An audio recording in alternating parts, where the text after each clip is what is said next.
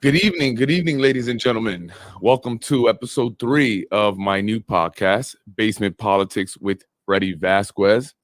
Tonight, May 23rd, I have a special guest. I like to call him special. I was very excited to have him on the show. I actually got to meet him before he came on, which was a pleasure. So I'd like to introduce the former deputy chief of the Yonkers Police and now city council candidate for District 6, Tim Hodges. Ladies and gentlemen, welcome Tim Hodges.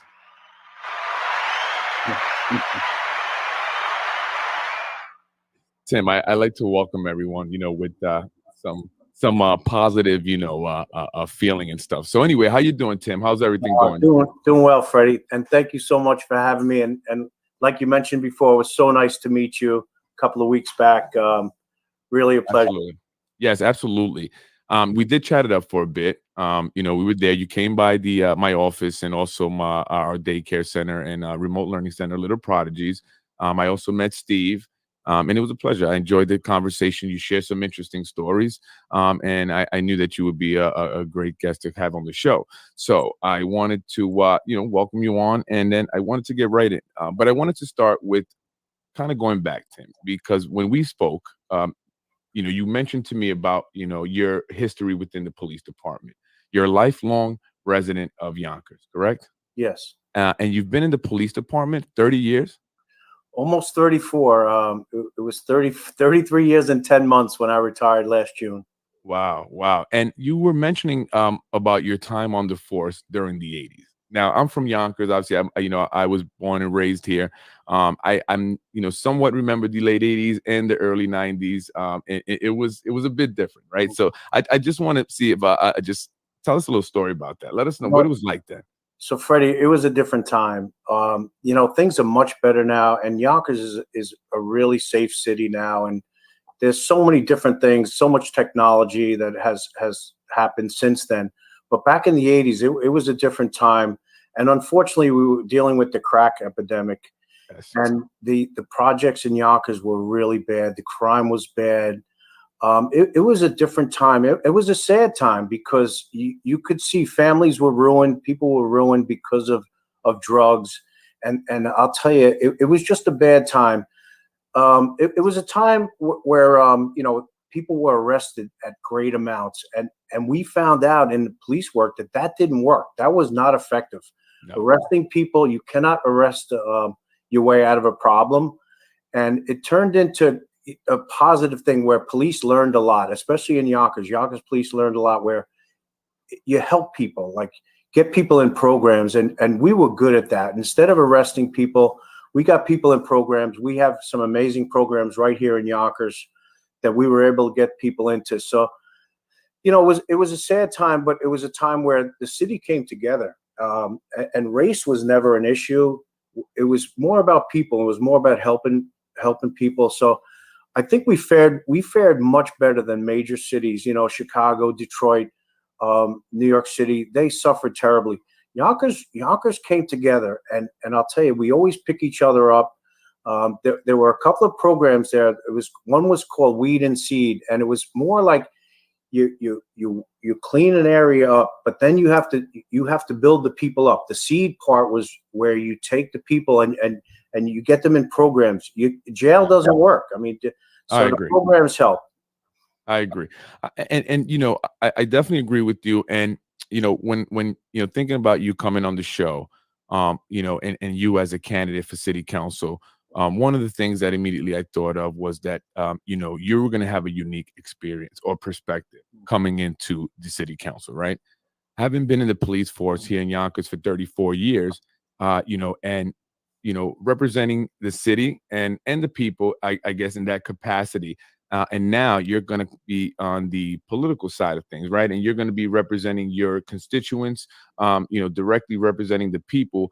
But you have that unique experience on working in the community as a police officer. How do you think that will play a role? How will that, be a plus for the people of Yonkers? So you know what I think is amazing, and when I retired last year, I had no intentions of running for politics. It really just came in the fall of last year, where a few people had approached me, and people mentioned, oh, would you consider it?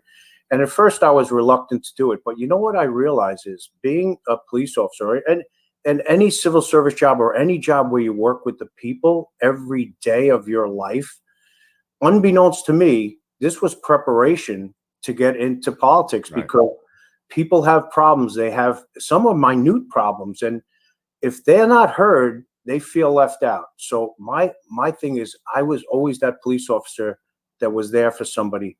Even as chief, as a police officer, I was walking the beat in Getty Square. Until the day I retired, I was walking the beat in Getty Square, meeting the store owners, the people. And I think that's a testament, because I remember where I came from. I grew up on Carroll Avenue in very humble beginnings. And I remember what it was like. So you know what? People want to be heard. I would talk to the bus drivers. I would talk to the homeless people. I would talk to the doctors who worked in the clinics. So I went through the whole realm. I'll talk to anybody. And I think it just came natural to me. So I just jumped on that. Yeah, and I agree with you. People just want to be heard. People want to be validated, right? And Absolutely. one of the biggest, I think, complaints that people would give, and I think I've been hearing this from some of the candidates who've been, canvassing and going around and knocking on doors, is that people do not often feel heard. And they feel like, we see the candidates during election time, right? They knock on our doors, we say hello, we sign the signatures. But then, once they're in there, we don't really see them, and we don't feel like we have a voice that is being heard, right? How would you be different? How will you change that? That sentiment among people, specifically within your District 6, but in the city of Yonkers. So I think if you ask most people that know me, I commit to things almost to a fault, where I get involved in something and I just run with the ball. And you know what I found very disheartening is, because I took a vow to walk and knock on every door in this district. So I've been knocking on every door, mostly Democrats, because I have the primary coming up, but I'm going to knock on every door. So that was one major thing. What I find disheartening when I knock on doors, people ask me, they say, well, who is my council person? Right. And to me, they're going to know who I am. When I become council person, they're going to know me. They're going to know, you call Tim Hodges, you're going to get results. You may not get the best answer. I may not have all the answers. I may not be able to get everything done, but you know what? You will get an answer. Absolutely. And I like that. And actually, when I spoke to people, in the days prior to the show, and I mentioned you, and, everyone said good things. I don't think not one bad thing was said about you. And I will say that, and everyone said that you're a good guy. You were one of the good ones, right? That was kind of a phrase that some people had said. And I got the same feeling when we spoke. So, I definitely will agree with them based off that conversation. I like to say that I'm a good judge of character, judge of people.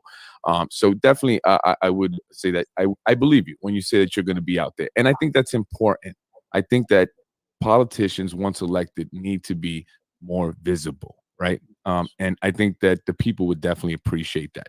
You mentioned something also about walking the beat in Getty Square and quality of life, right? Being a police officer, you've dealt with a lot of quality of life issues and complaints, I'm sure. I go to Getty Square all the time. I'm in and out of the area going to the bank or going to get something to eat, a meeting. And I think there is a quality of life issue that needs to be addressed in Getty Square. Would you agree? Totally agree. You know what? Unfortunately, the whole country, crime is rising all over the country. And again, it has been rising in Yonkers. But you hit it on the head. Quality of life is essential, because if we don't have the quality of life, it breeds bad things.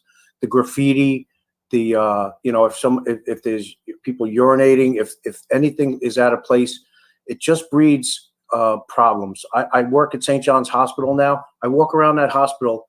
If there's a light out, I address it immediately. I don't walk past it. If there's a paper on the floor, I pick it up. So I think we need to do that. We need to take that holistic look at Getty Square and expand it out.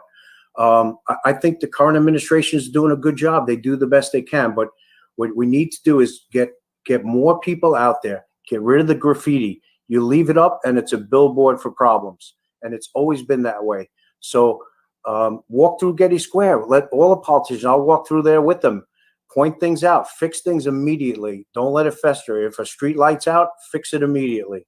Absolutely. I agree. And I think a lot of the business owners would appreciate that there in the Getty Square area.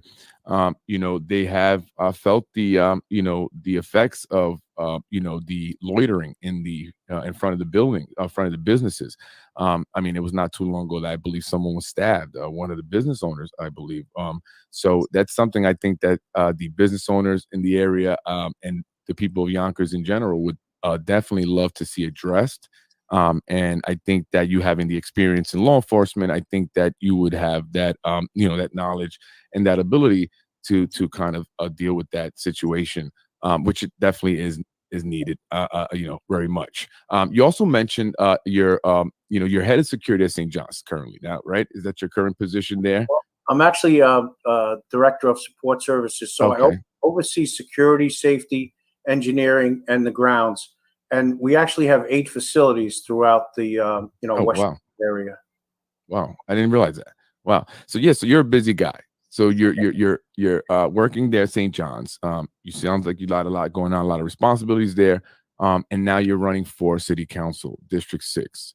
How will that impact your role as city council, or will it? So you know what? I do work a full-time job, but I would take this city council job as a full-time job. I know it's considered a part-time job. I would never consider it that. I think it's a 24/7 job. I would devote my entire time to it. I would be available for people all the time, 24/7. You know, people, you know, it's nice, and I no hit on anyone. It's nice to go to ribbon cuttings and it's nice to go to grand openings, but most of the time, and I found this out in police work, they don't need you during good times. They need you during bad times. So I would be that guy. I've done it before. I've done it for 30. I've done it for my whole adult life. It's in my blood, and I would just be there for everybody. So I would make it a full-time job, full-time commitment.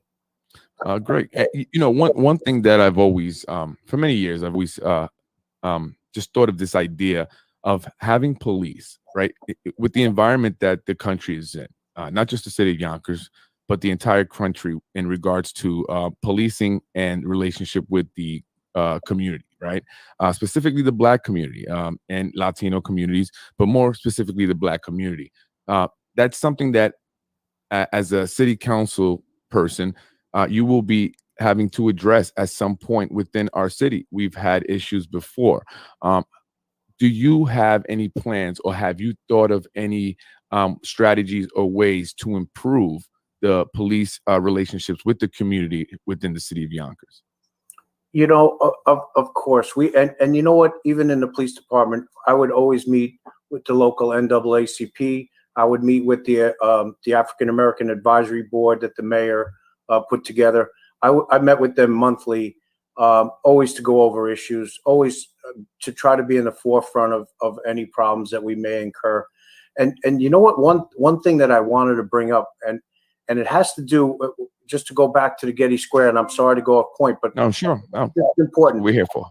Mental health problems Yes. are huge. And when I was in the police department, I became a crisis negotiator 25 years ago. And there were 2 of us. When I became a captain, I took it over. I took the whole rollover. There are now 24 crisis negotiators in Yonkers. And we have every ethnic group, different people at different language, people that speak sign language. So instead of police going out and using force, we talk to them. We do crisis negotiation. And there were times when I would be at a scene for a day and a half. And I say, we're not going in there. We're going to talk to this person until they're exhausted, and then we're going to bring them out. Because a lot of times, and a lot of times, force is necessary. Sometimes police use force, and it is necessary. But my point is, let's use every tool that we possibly have to not use force. So let's talk to the people, and that almost goes into race relations where we don't confront people physically. We talk to them. Let's talk to them until blue in the face. Let's turn the water off, the gas off. Let's make it uncomfortable till they come out. I agree. I agree. And taking that approach takes patience.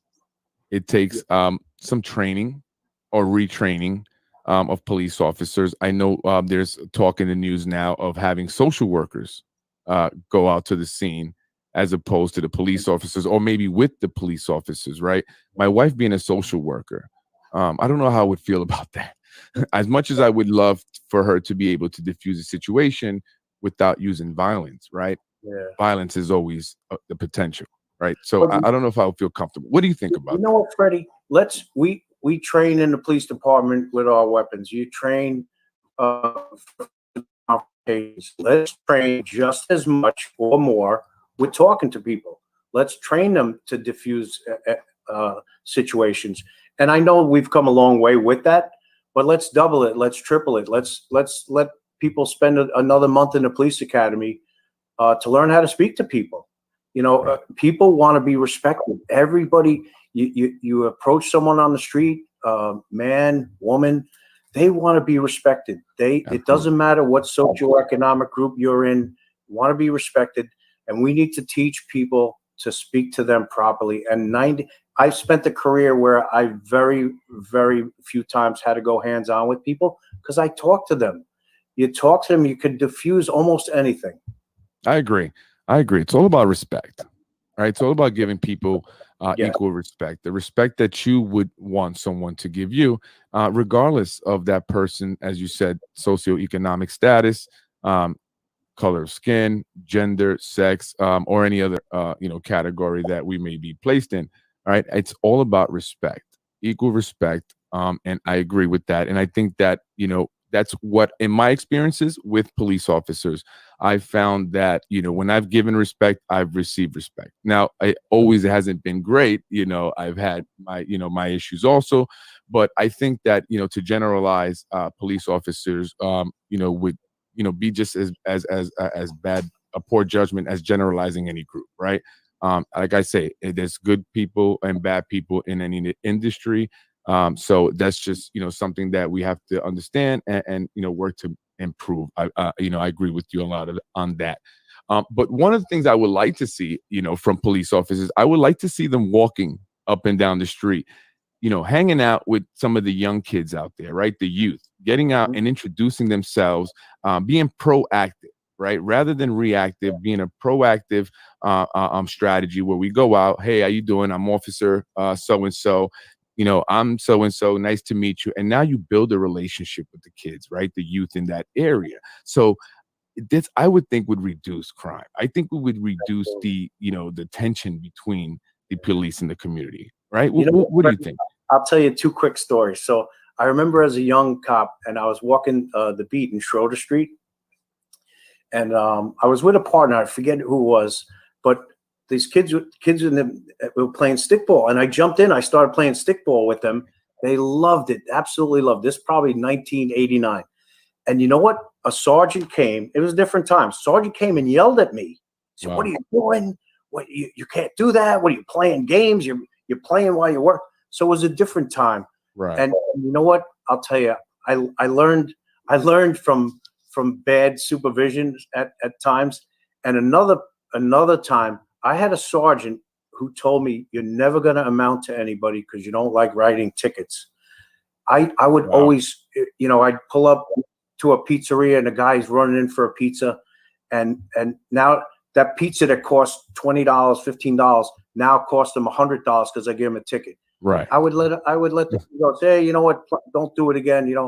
And this sergeant told me, he goes, you're never going to amount to anything. And you know what? I became chief, and he was still a sergeant when I retired. There you go. There you go. Because God, I believe, blesses those who blesses others, right? Yeah. And my wife will tell you, I'm not the greatest with tickets. I get them all the time. So all the time.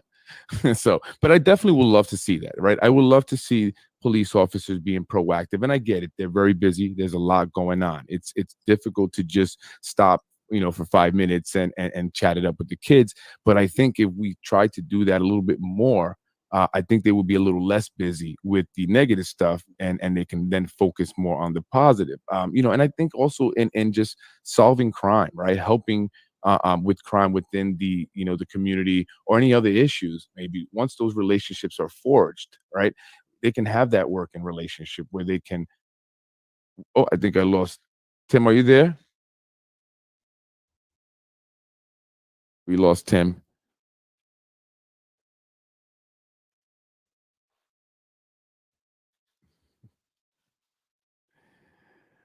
One second, folks, as I try to get Tim back on. Oh, I lost you, Fred. there you go. Sorry, we're No, back. it's okay. No worries. You're back. That's great. Your camera's not on, but I can hear you. Okay, we're working on the camera. Yeah. So we'll move forward, and I just want to switch gears a little bit, right? Sure. So going back to being a lifelong resident of Yonkers, you're a Yonkers homeowner as well, right? So let's talk about that. Let's talk about some of the issues that Yonkers homeowners, particularly in your district, right, District 6, are looking for whoever is the next councilman for the district to address. So you know what? I think, again, in the 6th district, it's a big thing with quality of life and affordability. People, property taxes are going up. Everything seems to keep going up. So what I think, especially in the 6th district, is we have to keep it affordable. So we have to keep the property taxes low. Like, I've been in my house here for, I don't know, 25 years. My property tax have doubled since when I first moved here. And you know what? It's fine. You want to pay your fair share, but we don't want it to get to the point, especially with seniors. And I have an aunt who's a senior now, and she lives very close to me. And there might come a time where she may lose her house because her taxes just, her small pension is overwhelming, with the taxes. So I hope she can keep her home. So I think we need to do a bipartisan thing, and we just have to talk and talk. You can't have hatred or distrust on the council. Doesn't matter what party you're with. It's all about helping people. So if we can help with the taxes, the quality of life, the seniors, we need to help our seniors more. And I'll tell you, I have to give a plug to Yonkers Office of the Aging. They do wonderful, wonderful things, but they just need more help. They need more people to help out. They need more volunteers. So I think that for the 6th district is amazing. I mean, the crime, you don't have a lot of crime here, but you do have, car break-ins, you do have burglaries, which every burglary has to be addressed, not just pick and choose every single one, because we don't want patterns to start. You don't want to say, oh my God, we had 10 burglaries. We need to find, after that first burglary, we need to nip that in the bud. Absolutely. Absolutely. And you're right. My office and business is located in your in the district, District 6. We're on Lockwood there. And one of the things that you're looking to address, if elected here in the city of Yonkers, is drag racing and speeding, right? Lockwood is pretty bad. It's pretty notorious for speeding. I mean, I see cars, I'm there all day, so I see cars flying up and down the street. I've been there since November now, and I believe I've seen about 4 accidents, 2 of them pretty bad. Mm-hmm. How are you going to address that? It definitely needs to be addressed. There's schools there. You have a lot of kids, in the afternoon crossing the streets. So what are your plans for that? So I think you kind of hit it on the head earlier. You need police on foot. You need police do park and walks. We used to call them park and walks, because even that sector that encompasses Lockwood, that sector car can park the car there, and the officers can split up, maybe walk up or down the road and address those quality of life issues. I have a big problem where the speeders, I hear them on the Sprain, Central Avenue, the Thruway, Palmer Road, every day. So when I was on the police job, we used to get together with the state police, the MTA, the county police. We would do these, investigations where we would send out all these people. But you have to do it. It has to be consistent. Once, if you do it once a month or whatever, it's not effective. So you have to do it all the time. And they have these new things where they'll have noise, like it'll pick up noise, and it'll actually take a photo of your license plate and give you a ticket. These really? Yeah, these motorcycles are crazy with the sound. So you're talking about noise. I guess these technologies, devices that pick up sound. Yeah. And if the car, your vehicle is making a certain a sound or level of sound, they will take a picture of the car and receive a ticket. Yeah. It picks up the decibel meter. Right. If the decibel, if it reaches a certain decibel, it takes a photo of your plate, sends you a ticket. You know, is it the end all? Is it gonna solve everything? But sometimes you hear these motorcycles and these race cars go by. We hear it every night. Oh, I do too. I live on Central Avenue. So at one point I was hearing the drag racing at 1, 2 in the morning. I even called the Yonkers police, and I will say they took care of it right away. They came out right away, and I was able to get some sleep. So I do hear it. I haven't been hearing it as much. I know James Nolan, candidate for Westchester County Legislator, District 15, has been working hard on that as well. So that's great. And there's a lot of people, like I said earlier in the show a day or two ago, that a lot of people in the community are looking to make change.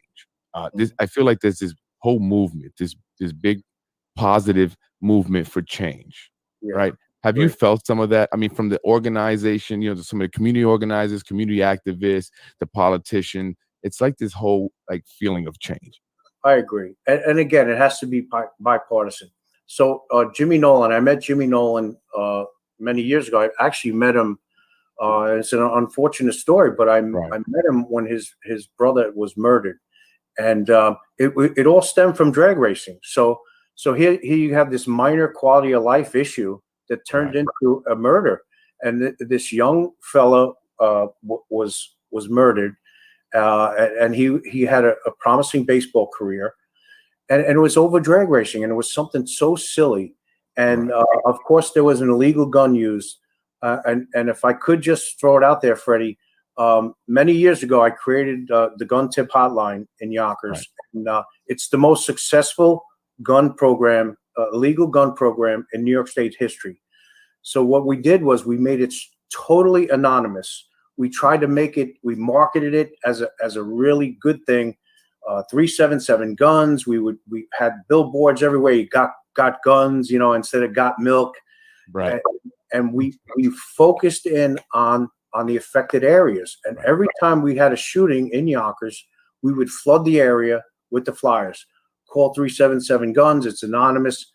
And at first people are reluctant. They're going to say, oh, they're going to find out who I am. They're going to do this, do that. So myself and another guy, we would go out in the middle of the night when someone would call this, and we'd go and we get the gun, and we made sure that the payment was made in a timely fashion. They would go to a bank, and they would just have to give a certain number code. And this is still in effect. So you can still use this program. Shelley Mayer took it up to the state. It's now actually a statewide program. We're in excess, I think, of 250 illegal guns. So these are the guns. These are the guns that do the damage. These are the guns. There was one gun in particular that we got. It was used in 4 different shootings, and it actually this gun was used to shoot the same person twice in a 2-year period. Wow. So this it works. It's effective, but like you mentioned earlier, this is getting people together to say, hey, let's work on this program. Let's promote this program. Don't care if you're a Republican, Democrat. Doesn't matter what you are. We're going to save lives, and we're going to make the community safer. I agree. And how do the illegal guns get in the hands of the criminals, right? There's the whole gun Second Amendment right debate, and it's a really hot topic now. A lot of mass shootings and just shootings in general. How are the guns getting in the hands of the criminals, and how do we kind of find the balance, right, between those who want to own guns legally and keeping the people safe, and illegal guns out of the hands of the people who shouldn't have them? It's a tough subject, and we could talk about this and debate it probably for hours and hours. But I think the bottom line is you have illegal guns coming from other states where it's so easy to buy a gun. Virginia, Pennsylvania, in the Carolinas. So we would have local kids that would go down there on Greyhound buses. We followed them and found out what they were doing, and they would bring these guns back up. Luckily, we were able to arrest some people in one of the stings, but it happens so often that how do you stop it? So we need to have, and you know what? I'm a gun owner, and I think legal guns is very few times in my career where a legal gun was used in a crime. Unfortunately, in domestics and stuff, it's a different story. But illegal guns are the gun. Those are the bad guns. So we need to work with these other states and say, stop this. Stop allowing people to go to Virginia and buy 5 guns and just walk out and bring them up to New York. Right.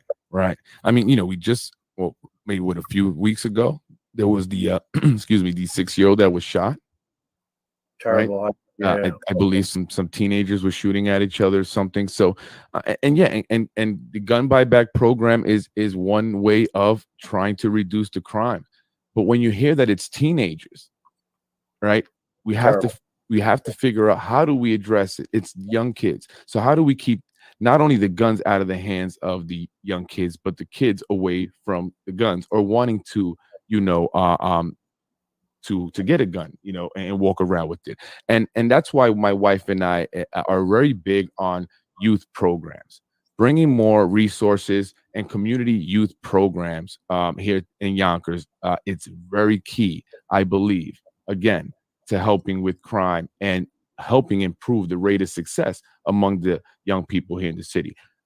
Have you thought about that? And what are you looking to do in terms of these? I know that you said there were some programs now, but are you thinking about, more programs, or how are you looking to work with community organizations, let's say, to bring more opportunities? So, Freddie, I look back on my childhood. I was always in the Luddale Boys and Girls Club. And, me too.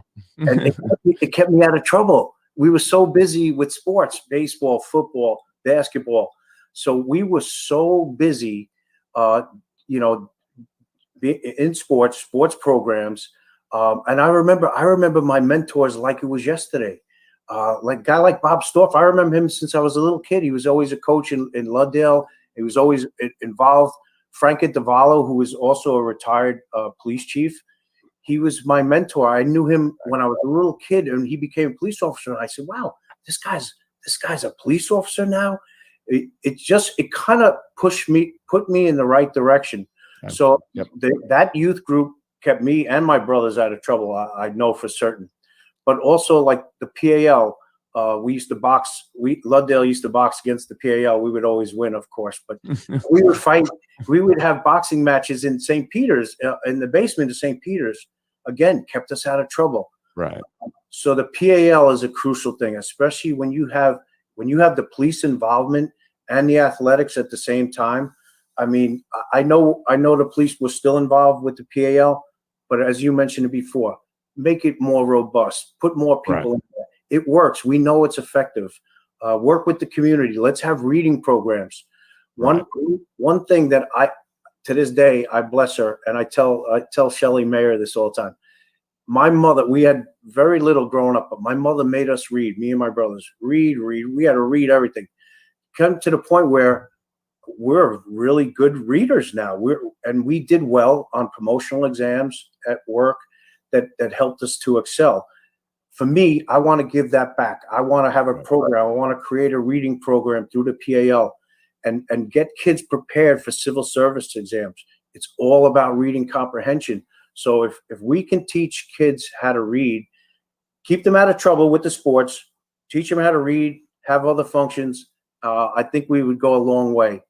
We just have to be consistent. It's same thing, sustainability. You got to sustain it. Absolutely. And I agree. I agree with all of that. And one thing you mentioned that I want to point out was that you had the mentors, right? You still remember these mentors till this day. So it goes to show how important of a role they played in your life and even maybe your career as a police officer, right? So it's not just what the programs have to offer in terms of, the services or, whatever technical stuff they have there, but also the people that are working within the programs that are role models, positive role models to the young people going into the program. So I think that's very important. That's key. And that's why I just wanted to make it a point. Again, now switching gears a little bit, let's talk about all that's going on here in Yonkers, right? It's a lot of development going on. Yonkers is getting very crowded, a lot of traffic. What do you think about it? Tell me. Yeah, you know what? You're 100% right, and that's a good thing. Like, I like the development down by the river. I watched it. I watched it go. I used to crab on the Yonkers Pier when I was a kid, um, and then to see that development, there was nothing there. I When we were remember. kids, there was absolutely nothing. There were empty parking lots. There was a lot of undesirable things going on down there. So it's transformed. The mayor, the current administration did a fantastic job with it. The infrastructure, though, infrastructure needs help. We need to widen Ashburton Avenue. We were stuck in traffic on Ashburton. It needs to be widened.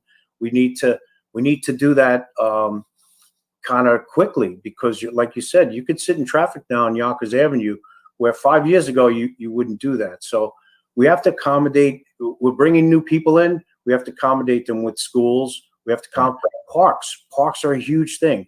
Yes. So as we grow as a city, and I'm sure there's a big plan there, but we have to always push for more, push for better schools, more schools, and parks. Parks are amazing. For when we were kids on Carroll Avenue, my mother would say, "Go play in the park." It was Van Cortlandt Park. It was like 20,000 acres. We were blessed to have that, but we need to do it more. I remember going to Welty Park with my daughter when she's 26 now, but when she was a little kid, and I'd have to go there ahead of time and sweep up the broken glass. So we need to do a better job with things like that. I agree. But I we're agree. getting there. We're getting there. We're doing well. We are, and we're definitely improving. I'm not against the developments or the improvements at all. I love the changes that are happening. Yonkers has, like you said, become a safer city. Like you mentioned, also we do need to widen the roads. The traffic is getting out of hand, but I'm sure there's some plans going on. I'm not privy to these meetings, so I'm not going to speculate. But I like to see more by the developers, I should say, in terms of, like you said, more parks, more schools, state of the art schools. I mean, is there some way we can, or you would be able to, if you were elected, to negotiate some of this stuff for the community? Yeah, totally agree, Freddie. So as an example, like Ridge Hill, they developed Ridge Hill 15, maybe 20 years ago. And I remember at the time, we were going to have a fire house up there, a brand new firehouse, and we were going to have a police precinct up there. If you look at logistics wise, it's very difficult for a fire apparatus to get up there. You got Engine 10, which is on Sawmill River Road. You got another firehouse on Central Park Avenue. It's kind of difficult to get to Ridge Hill. So a firehouse up there, I think, was essential at the time. And I don't know back then what was promised or what was done, but we need to get a firehouse up there. We need to get a police presence up there. So I think we have to work with the developers ahead of time and say, hey, you know what? We're all for you guys coming in here, but we need A, B, and C. We need this. We need the infrastructure ahead of time. We need public safety. If it's not safe, people are not going to come up there. I mean, like Getty Square, we need to make Getty Square safer. People are not going to come. It's kind of, it's just basics. Right. And just touching on Getty Square, I think about that often. I say it's, you have such, this beautiful development and everything's so brand new, and you have so many, people coming in and moving there, but they're not really utilizing the businesses right up Main Street, right? So, again, the business owners are probably not seeing the business that they could be seeing, right, if that quality of life issue was addressed. But I'm sure that's, again, that's something that I like to see the politicians and those that are elected this coming election really address. And but going back to the infrastructure and schools, right? we're getting a lot more people. We're getting a lot more kids. I'm sure there's going to be a significant impact this coming school year, and not to mention the added, issues that the pandemic has kind of brought on now. What do you see in terms of that, coming into the fall for the school, and the amount of students maybe now that the city of Yonkers is going to see, and how is that going to impact the classroom sizes? Mhm. Yeah, I totally agree. So, classroom size has to be reduced. I know the mayor is working on building schools, and my hat off to him. I know he's been pro education and he's been pushing it for years. And I know our state senate, they go up and try to get our fair share of funding from the state. But it's funny because as I've been watching this happen, being an employee of the city for years, every year is the same thing. Oh, we got to get our fair share. We got to get our fair share. Yeah. Well, how do we do that? Like, it's almost like the rhetorical question every year. Oh, how do we get our fair share? Buffalo gets more money. Rochester gets more money. Right. Like, let's really sit down at a table and say, we got to get our fair share. Right. We have to accommodate 5,000-10,000. I mean, we want to build the city. Everyone, like you said, hey, we're embracing development, but get these schools built. Let's have a beautiful new high school and beautiful new schools. Somehow, let's do that. Let's have a stadium. Let's have Right. Oh, yes. a high school football stadium. Yes. I mean, we went through this with the new teams, the football teams. They couldn't play a night game. We had to go out, the police and fire. Right. We had to go out and lift these portable lights up. There were gas fumes. I mean, we did the best we could, but they should be able to have a night game. Yes. And I know I don't want to get away from the academic part, but these kids that are playing, these kids have come so far. I saw them develop. I saw them get involved in football and say, oh my God, their lives have changed. They've become better people because of this commitment and camaraderie and discipline. So these are the things that are important. And you know what? I know the current administration is pushing hard for it, but we really need to make a stand, and we need to get up to Albany and say, give us our fair share. Let us, we have more of a tax base coming in with these new developers. And let's all help each other out. The developers, are going to have to help us out also. I agree. And talking about money, right? Getting our fair share. One of the biggest points that is often mentioned, right, is the budget, the city budget, and specifically with the amount of money that the schools get, right? So if you are elected, how do you intend on going in there and being a force for the people in securing this money that you speak of from the state or even the federal government? Again, I think it comes down to passion, and we have to be resilient. We have to say, and bipartisan again. It has nothing to do with party. We, as Yonkers elected officials, and I truly look forward to being elected. I want to go up and speak for this city. This city is I'm passionate about this city. I'm a lifelong resident. I'm not going. I'm staying here for my life. So we need to work together. We need to not take no for an answer. Again, these developers are making a lot of money. They're building these. I'll tell you, they've done a beautiful job down by the river. It is amazing. It's a jewel down there. I mean, when you look out over the Palisades, I mean, it's amazing. Right. But let's work together. Let's not take no for an answer. Let's get some funding from the developers. We have an increased tax base, and let's go to Albany and kick and scream, just like Buffalo does, and Rochester, and let's get the money, and let's not take no for an answer. That's what I like. And you're a tough guy, right? You're a police officer, so you have some. I'm a mush. Well, you have to be a little bit tough, I would think, to be a police officer. So I believe you when you say you will be, passionate and strong in your fight for more money, and that's what's needed. And I love the fact that you're a lifelong resident of Yonkers, so you're very invested in the community, right? Yeah. You have your family here. You're a family man. You're a father. Yeah. How many kids do you have? I have one child. She moved out. She lives in Florida though. 26. Is she that she's the 26-year-old? I believe She's you said 26. Yeah. 26. So she's moved. How do you feel about that? You know, she's in medical school in Oh, Florida. wow. So Congrats. thank you. Yeah, she's just finished her second year. So she moved down there. She got married in January. Oh, wow. Congrats again. I think, thank you. I think she's going to stay there. I'm not sure. She just came home visit for the weekend.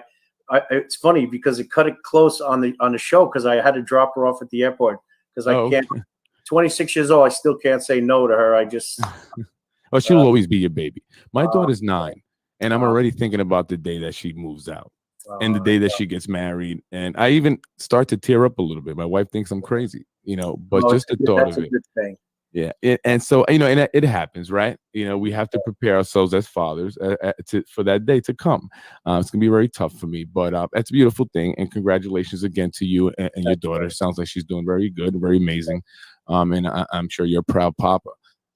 So, and that's, a reason why someone like you, right? People should look at you, a family man. You are committed to improving the city.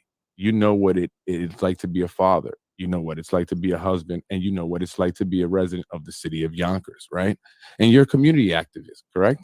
Yeah. You belong. You know what? Just to when we were kids, it started really on Carroll Avenue. My father would have us shine shoes. He would take us up to South Broadway and Carroll Avenue, and we would shine shoes for an hour. He would sit there and watch us, and we would make a few dollars. Or I don't even think it was a few dollars back then, but it was a great childhood. We didn't have much. We never went on vacation. Vacation was going to Tibbetts Brook Park, Right. Yeah. going in the pool. But you know what? It's good to see a progress. So we progressed. We live off Palmer Road now. We bought a home. It's amazing. I went to college as an adult because I couldn't afford to go after high school. I didn't have any money. Went right to work. So I went to college in my 30s. I got a master's degree in my 40s. So we just kept plugging along. And I tell the story, when my daughter was born, she was the impetus for me to go to school because I said, how could I ask this child to go to college? And I didn't even do it. So Right. I did it as an adult, and it's not pretty. Anybody listening out there, go when you're supposed to go, because it was difficult, working a full-time job, going to school at night. But I'll tell you, I almost did it. You did it, right?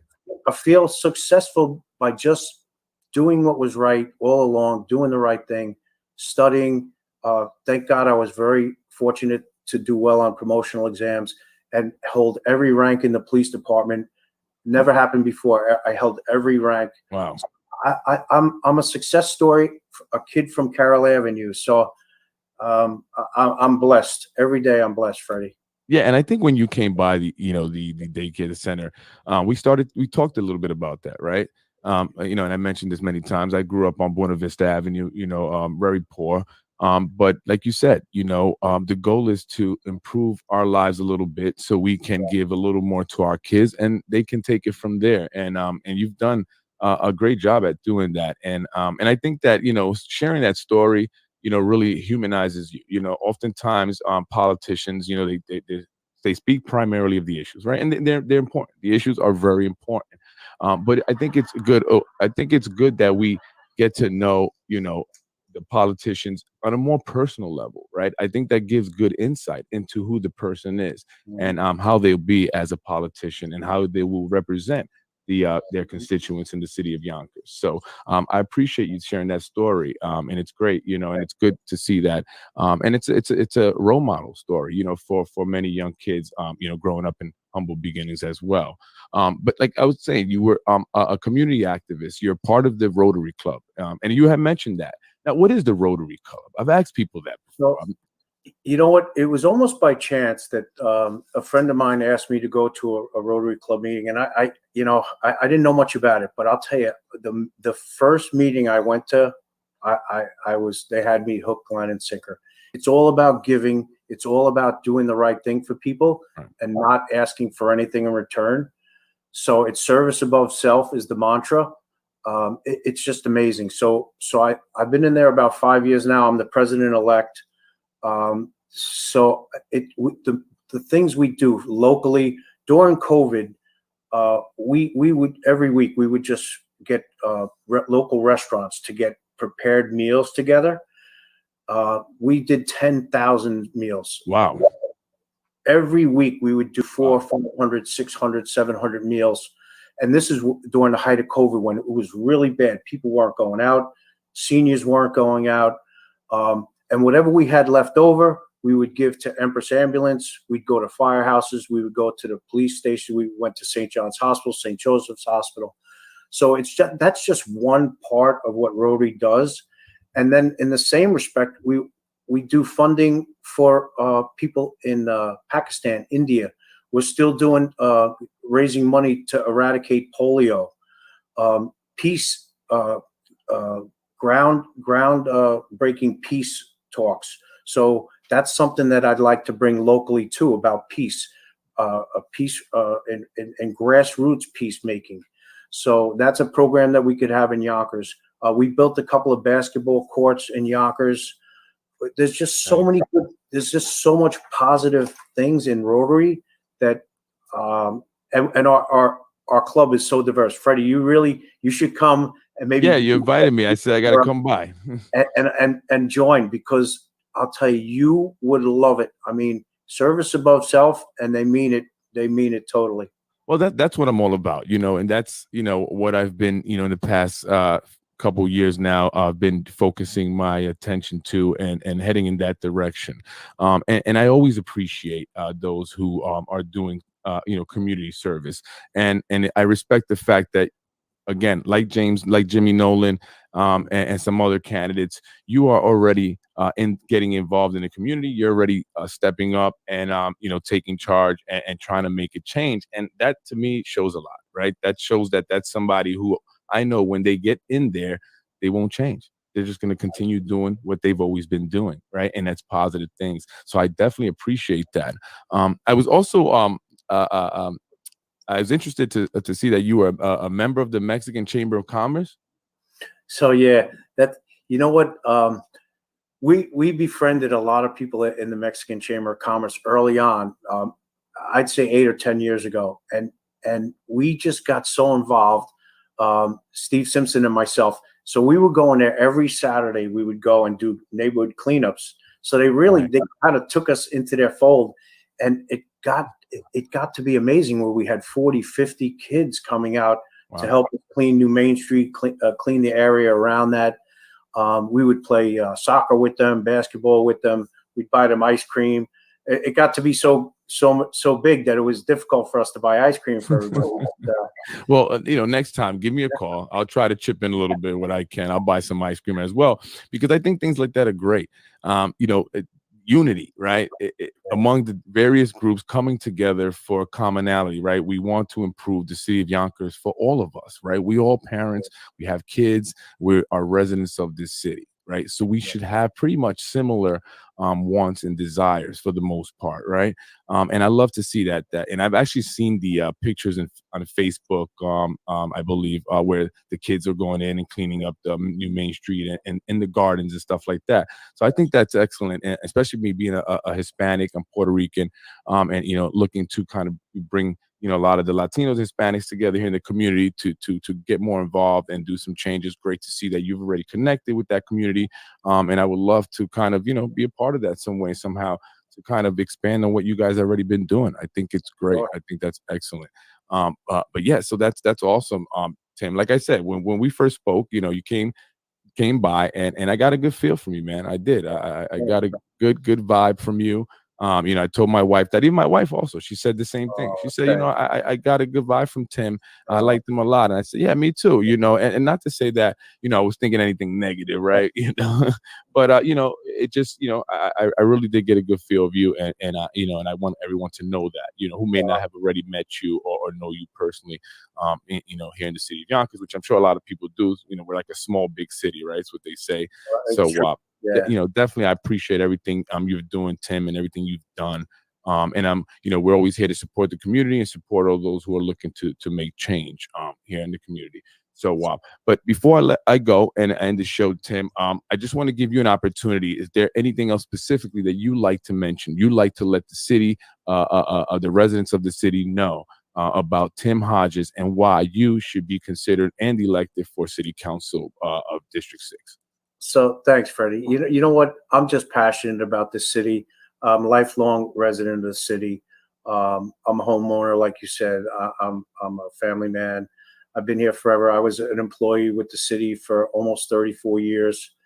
I'm passionate about helping people, and it comes naturally to me. I've always been like that. Always wanted to do the right thing by people, and as I get out into the city and I find, and I speak to people and I find that they just want to be heard. They just want their little small problem or maybe a big problem.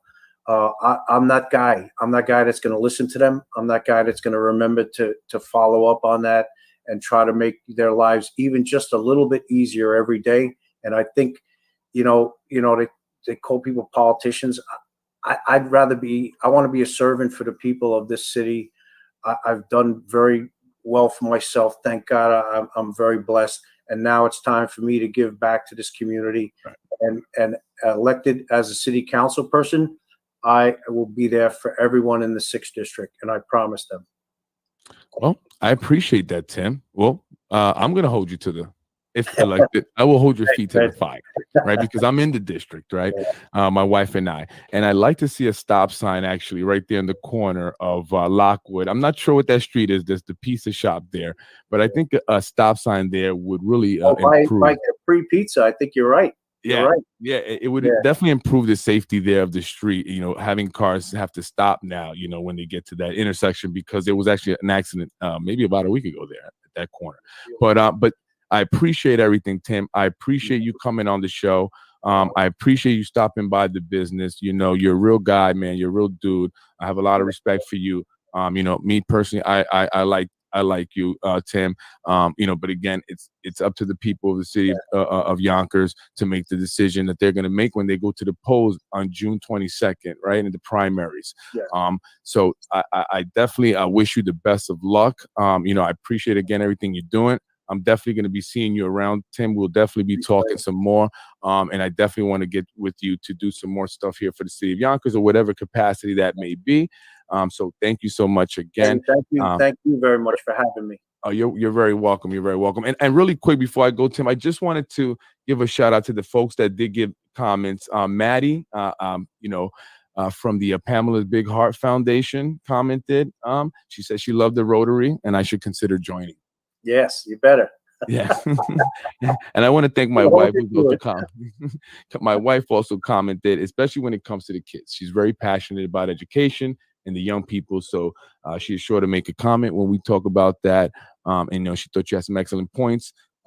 Maria Abdullah, the true integrity, sincerity, and commitment. This is exactly what Tim has to offer and what we need in our community. So Maria Abdullah gave you a nice comment there, Tim. Nice. Thank you, Maria. And then we have Aura Latif. I'm sorry if I'm pronouncing the name wrong. That's what we need, a real human being working for our community. See, I told you, Tim, when I spoke to people and I said, Tim, you're coming on the show, I got nothing but good things from people. So and it remains consistent. So there you go. You have it, folks. Ladies and gentlemen, Tim Hodges, former deputy police chief of Yonkers Police Department, and now candidate for City Council District 6. Go vote June 22nd. If you haven't gotten to know Tim already, go get to know him some more. Where can they go visit you, or where can they get more information about you, Tim? Where's our you have the Tim Hodges, right, for City Council on Tim Facebook. Hodges for City Council, yes. Right. So you can check Tim out there, find out more about Tim and some more of his policies, get to know him. June 22nd is coming up soon. So there you have it. Tim, thank you so much. Tell Steve, thanks a lot. I appreciate it. You guys have a great night. Have a great night, everybody. Take care. Good night. Ladies and gentlemen, thank you for everyone who watched the show tonight. Next week, I will be having London Reyes. London Reyes is a candidate for Westchester County Legislator District. I believe it's 17th. I'm sorry, I have to look it up. But London Reyes will be on the show next Sunday at 7 live. So we'll hear from him. Hopefully, you guys will join us back then. And I also have Carlos Burgos coming on the show. He will be on June 3rd at 8 o'clock. So we're actually changing the date for that show. It's a Thursday, not Sunday. We're having to kind of move things around just to get some candidates in. So I will have Carlos Burgos on June 3rd. That's a Thursday at 8, not 7, at 8. And he will be on to discuss his candidacy for City Council District 2. And he will be going up against incumbent John Rubo in that race. There was some other guy who got knocked out. And we'll talk all about that because at one point Carlos was on, then he was off, and now he was back on. So we'll find out why all this craziness is happening. So stay tuned for that. Hit the page up, like, share. If you haven't, go to the YouTube page, subscribe. I appreciate all those who watched, viewed, commented. Thank you so much. I'm Freddie Vasquez. This is Basement Politics, and I'm out of here. Enjoy your week, folks.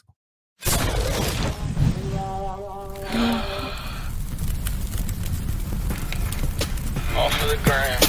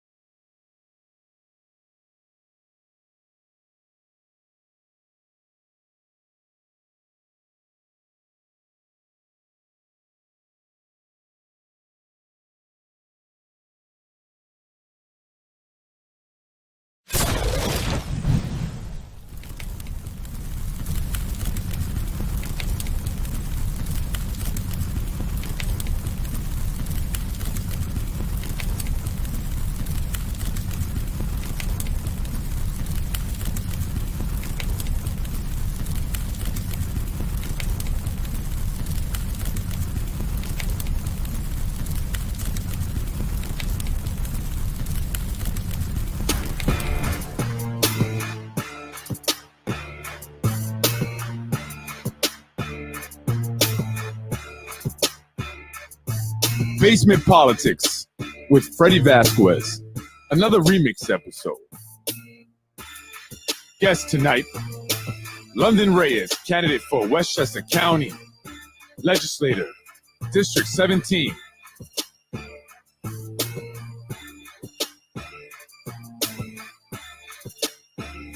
Help me welcome London.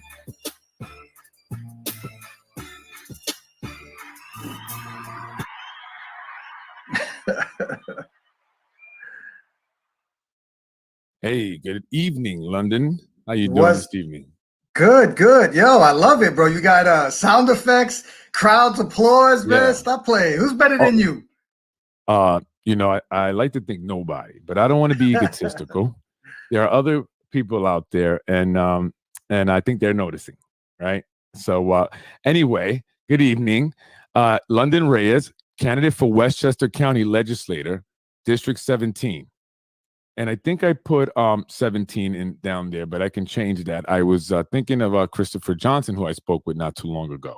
Mm-hmm. But anyway, London, you're back on. I called this the remix. I had Stella Suchow, candidate for City Council, District 6, right? She came back on. We also did a remix episode, and now you're back on. The day before the primaries. How are you feeling? I feel like this is the remix. Well, tell me a little bit. I mean, I know you've been working hard. Today is the last, night before the primaries. So tomorrow when you go to bed, you will either go to bed a winner or you will go to bed a loser. Right. How do you feel? I usually feel my hands. Look at that. I knocked on so many doors. I got wounds. Well, I know you've been canvassing a lot. That's definitely one thing that I've mentioned about all the candidates. But you're definitely always hustling. Sometimes you're like, let's make it quick, and I'll call you back. Even now, I'm saying we have to start a little bit later. I was a little also busy too, but you've been knocking. How's it been going? What has been the consensus out there? I mean, I think ultimately people want something different, something new. Something that hasn't been going on for the last 20 years. Well, what is that? Tell me. What is it that's been going on for the last 20 years? And what is it exactly that the people are saying they want change when you're knocking on those doors? And I know you're...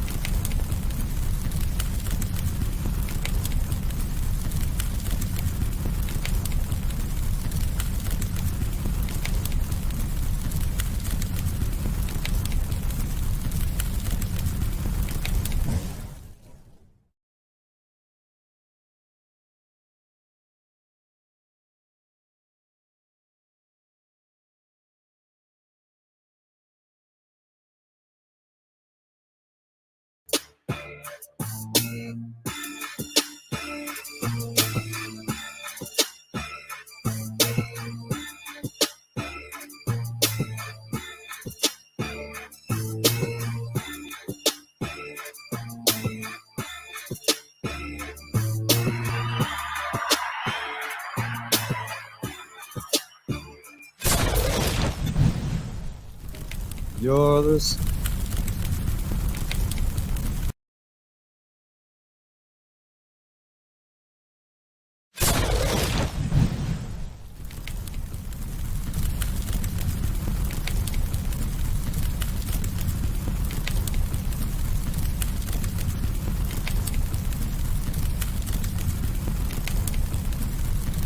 I wanted to talk to a candidate. I can't hear you. I can't hear anything. Oh, London, can you hear me? Yes. All right. I'm sorry. 1 second. I'm sorry, folks. Once again, welcome to tonight's episode of Basement Politics with Freddie Vasquez. I have tonight London Reyes, Democratic candidate for Westchester County Legislator, District 17, in the building with me tonight. How are you doing, London? Tell me. Hey, thank you for having me. I can't complain. Well, we got sound effects, we got music, I feel like I'm in the basement with you. I do it all here. But anyway, thank you for joining me. I'm happy to have you here. I was excited to have you on the show as well as everyone else. I'm always excited, and I appreciate everyone for accepting the invite. I wanted to talk to you a lot about community service because you started out as a community activist. But we'll get into that. First, I just want you to introduce yourself, let everyone know who you are, who London Reyes is. Yeah. Well, hi, and thank you once again for making this time out. It's not many people that are giving a platform to politicians and community activists and community leaders. So we appreciate that as a community. Thank you. Thank you. I appreciate that. Thank you.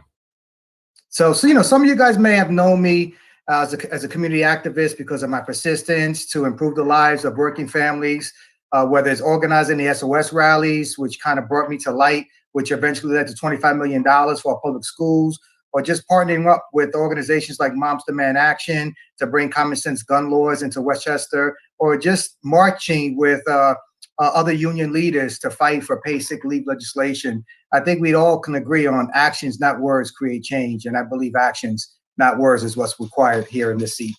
Absolutely. Absolutely. And I think I talk about that a lot, actually, right? A lot of people could talk. A lot of people say a lot of wonderful, great things that you want to hear, especially when it comes time to get elected, right? But when it's time to actually put things to action, sometimes I think that falls a little short. And I think that's a complaint of a lot of people. And sure, people are always going to complain about something. Don't get me wrong, right? But I get it. But there are things that we need to, pay attention to, right? And that's why I'm here speaking to candidates and letting them have a platform so they can tell the residents, the people, their constituents in the districts that they represent what they're going to actually do and how they're going to do it. Because it's important that we know how you intend on doing it, right? So talk to us a little bit about that. Well, I mean, I think that you're right. I think you hit the nail on the head. When I knock on doors, the biggest complaint that I hear is that you only see elected officials when every 2 years, every 4 years, when it's time for re-election. And unfortunately, that's the sad truth, not just here in Yonkers, but probably across the United States of America. And that's why I try to explain to people, like, if you really want things to change, I think we need to elect community organizers and not so much politicians. Because we're the ones that are actually out there doing the work, and there's quite a few of us, but we don't have the political experience. And that's something that you have to be a part of, like anything else. You have to be a part of that in order to understand it. And 4 years, when I first ran 4 years ago, I had no idea. If you would have asked me 20 years ago, would you be involved in politics? I'd have been like, oh, no way, nah, impossible, crazy, no. But that's where life has taken me. Yeah, and you've been involved in politics for a while now. So this is not your first run at it, right? Right. What Correct. number? This is number the second or third time. I'm sorry. Third time. Third time. That's what they say. Third time's a charm. And look, hey, I see you out there. You're definitely knocking on doors. You're very busy. I try to communicate sometimes with you just, before coming on the show, and you're like, knocking on doors, make it quick, right? So, I try to make it as quick as possible, but you're definitely out there in the community. And actually, I've known of you many years before, you and I started talking recently before coming on the show from the community and the things that you've done. And I think I mentioned this to you one time, that the first time I saw you was at the Nepperhan Community Center, right? Yeah, there was a town hall meeting on the violence that was going on at the time, specifically with the gang violence and the youth. And you stood up there and you gave an impassioned speech about the needs of the community and what you were already doing. However, the lack of resources and support that you were receiving was preventing you from really succeeding at the mission. So tell us a little bit about that. Wow, Freddie, that is incredible that you go way back. We're talking, that was January 2007. Wow. Where there was a gang prevention meeting that was set up by News 12 at the Nepperhan Community Center. And at that meeting, they also had an article that came out that basically had my opponent saying that there were no Latin leaders in the community, and that was the reason why these gangs were all over the place and the violence and the shooting. But in that same article, it shows that London Reyes had this nonprofit that was pulling kids off the streets and was making a difference. And to me, that was the beginning of an awareness of, like, how can one person say, I don't know any Latin leaders that are doing anything, but a reporter says, look at this wonderful job that this guy is doing. And then just 2 years later, I get acknowledged at the State of the City address by, believe it or not, Republican mayor. And I'm a Democrat. I'm a hardcore Democrat. saying what the wonderful work my wife and myself were doing, and eventually got a proclamation, and just doors started opening up because of the advocacy that we have been doing. So, wow, I didn't even know you were there, to be honest with you. That's incredible. Yeah, I mean, I was there. My wife and I have been trying to get involved in the community for a while now. And at the time, you know, I was doing the music recording thing. I had a recording studio, and I wanted to start a program for kids. So I reached out to Mr. Bostic, I believe the executive director of the Nepahant Community Center, and we met with him a few times. So you know, we were out there. We came to the town hall meeting, and you know, we were trying to support, see what's going on in the community. So for those who don't know, also, this is not something that I'm new to as well, nor my wife. And actually, we've been doing a lot of stuff that's really just been a lot of under the radar, you know, things with the kids in the community. You know, it's never been about, you know, trying to gain any acknowledgement other than if we want the support, right? We want your help. That's why we, you know, we mention it. So yeah, I remember that. And it was great. And I believe what you're doing is awesome in the community. And I totally agree with you, right? We got to see the politicians in the community doing things, right? Not just when they're getting elected. And also to see that you're coming in with that history already says a lot, right? It gives you some credibility. Oh yeah, sure. I mean, I think that at the end of the day, I think the mistakes that career politicians make, and believe me, this is a career for many. You know, I could just tell you that in the last 20 years, we've only had 2 people represent the 17th district. And think about it, 20 years. So if you're 40 years old, 20 years ago, you're 20. 20 and 40 is night and day. If you're just a new register at 18, 19 years old, you weren't even born. So to only have 2 people represent us says a lot about our system. And to me, I feel like in order to create the change, we have to mobilize. And in order to do that, you need organizers. And that's what I am. And that's what I've been trying to do. That's right. And you say that they've been there for 20 years, right? 2 specific people. Mhm. Have they been there because maybe they've been doing a good job? I mean, the people continue to vote them in, right? So is it that they're doing a good job? And if they are, why change that? Well, I mean, I think that the system that we have is not designed for for new people to get elected, right? It makes it very difficult. For far too long, our elected officials have continued to provide band-aid solutions to like real actual issues. Far too many campaigns are built on wealthy influences and establishment politics, which results in elected officials using their scope of influence to cater to those that have political power. And what bothers me, Freddie, to be honest with you, is that our government is failing to fix the problem that faces our community. We deserve somebody who has the courage to stand up for what's right, even when it's difficult. And people are hungry. They're hungry for change. So if you really want change, you have to elect a real progressive, one that has demonstrated through action, through organizing, and not piggybacking off of other organizations and trying to steal their spotlight or their credit. Right. Right. And you're in knocking because you've been doing that a lot, right? Yeah. What do you find in your district, right? The district you plan on and hoping to represent is a common issue that has not been addressed since you say there've been 2 people for 20 years, right? What has not been changed that needs to be changed? Well, I mean, I think when it's all said and done, to simplify, which is hard to do, I think that what the community is looking for is for a leader to put working families first and not developers or corporations.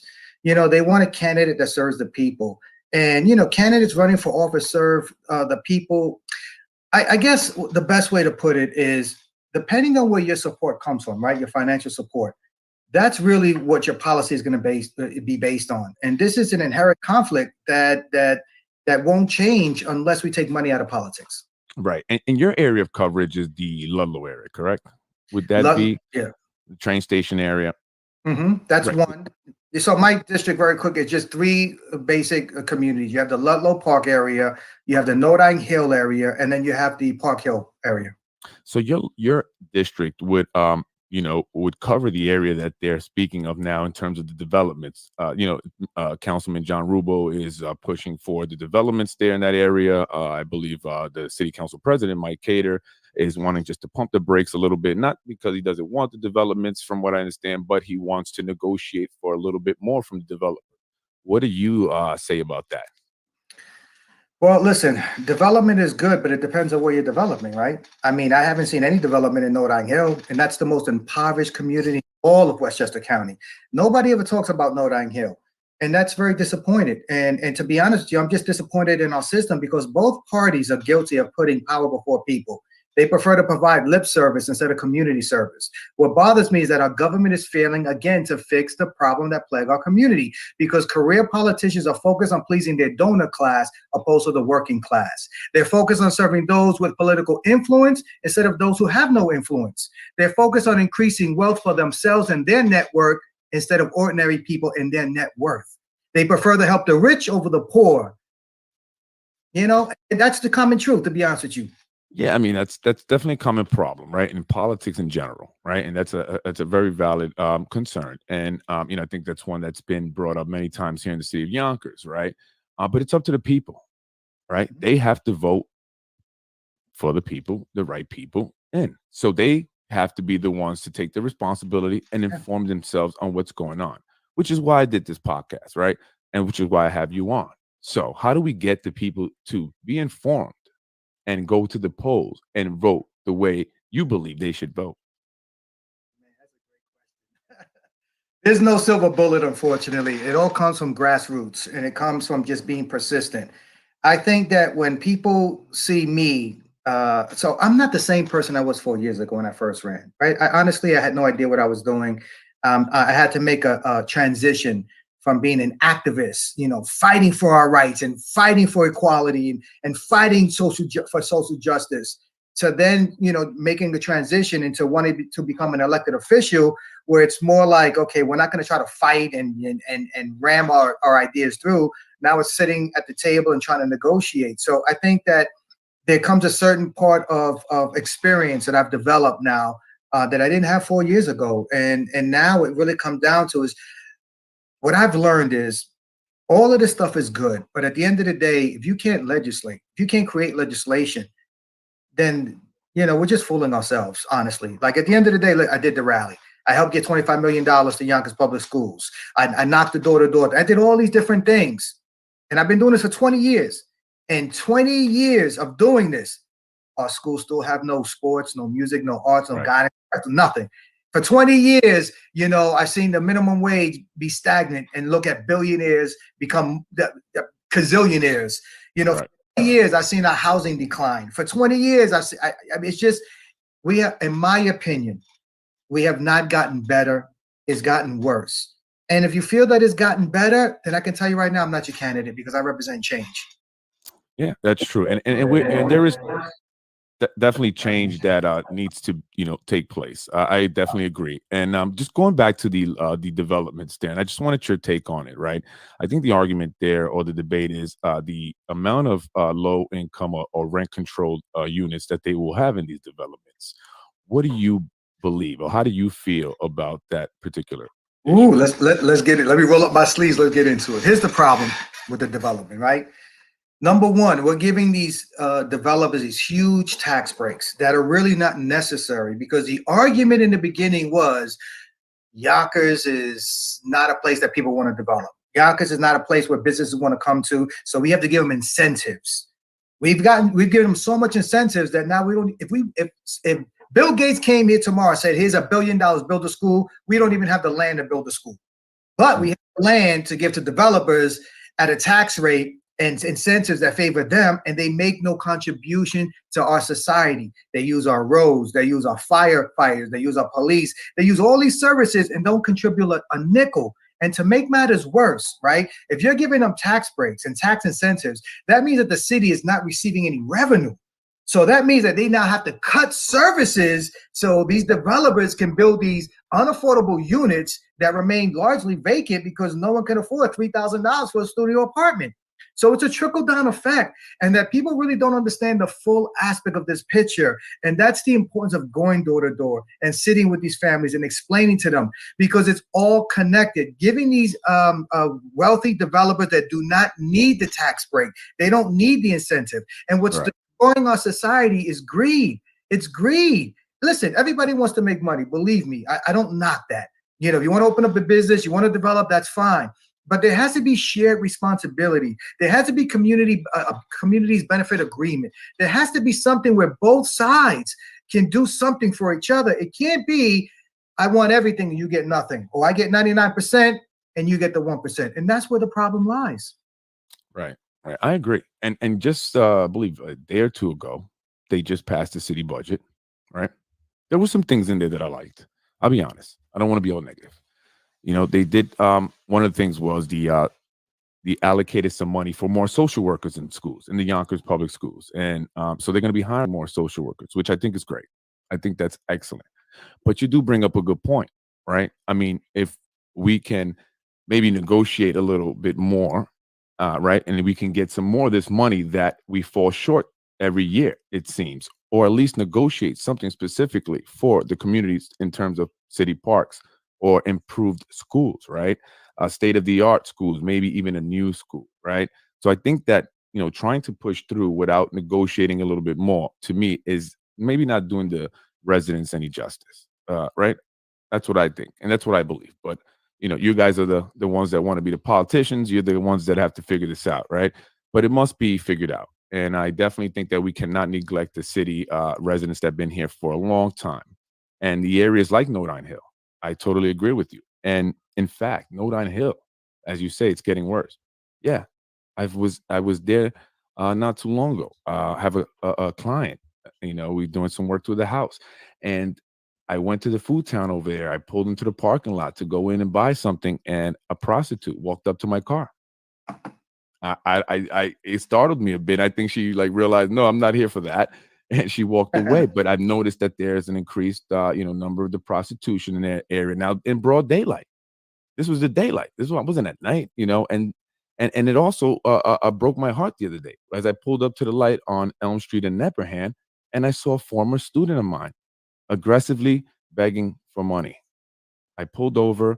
I asked her what was going on, and she's addicted to drugs. I gave her some money. Got her off the street though for a little bit. She bought some tea. I bought her tea, and this is not being addressed. One of the big issues, and I think all the politicians, bipartisan, right, and whether you're in the county end or in the city end, what needs to be tackled is homelessness, addiction, and mental health, because the three of them are kind of colliding to create this huge problem here in the city. What do you think about that? I think once again, you're absolutely right. And when you talk about all of these things that are happening, right, it affects our quality of life. And it's all really boils down to the inequalities we have in our system. So what do I mean by that? When you cut services, like say after school programs, for example, and these kids are now don't have a place to go. They don't have mentors now. Who do you think raises those kids? The streets, right? So now, Absolutely. yeah. So now these street mentors are raising these kids, and there's a certain point where you're kind of like molded. There's no really changing. I mean, it takes a very unique situation for people to change. You're living like that your whole life, right? So as you get older, the situation doesn't get any better. It only gets worse, right? Those are the things that lead to the struggles. Those are the things that lead, if you don't have a career, right? They're taking away careers and they're replacing them with jobs. There's nothing wrong with having a job. I prefer a career, to be quite honest with you, right? And that's why these politicians are in office, because that's their career, right? They get great health benefits. We don't get health benefits. That's why I believe in Medicare for all. I believe that we should have a healthcare system like other countries where if we're feeling sick, we don't have the pressure of feeling, do I feed my family or do I go make a trip to the hospital? And those things are those are the reality. Like a lot of people are disconnected. What really made me start getting involved in this, to be honest with you, Freddie, was when I started working with these kids and these parents. I didn't really think about it as politics. I just thought like, hey, I like sports, I like being around kids. But then when you start to see these kids and you spend time with these kids and you start to see the deficiencies and the lack of food and clothing, and you're seeing them dressed the same way 3 or 4 days, and you're starting to see that they're hungry all the time. And I see a lot of elected officials feeling proud, like, hey, we're doing food pantries, we're giving food away. My philosophy is this. Would I rather have you give me free food, or would I rather have you give me a career where I can buy the food myself? These are the real choices that we should be asking and holding these career politicians accountable for. So it looks great. They take a picture, have a sandwich in their hand, they're feeding people, but that people don't want to live that way.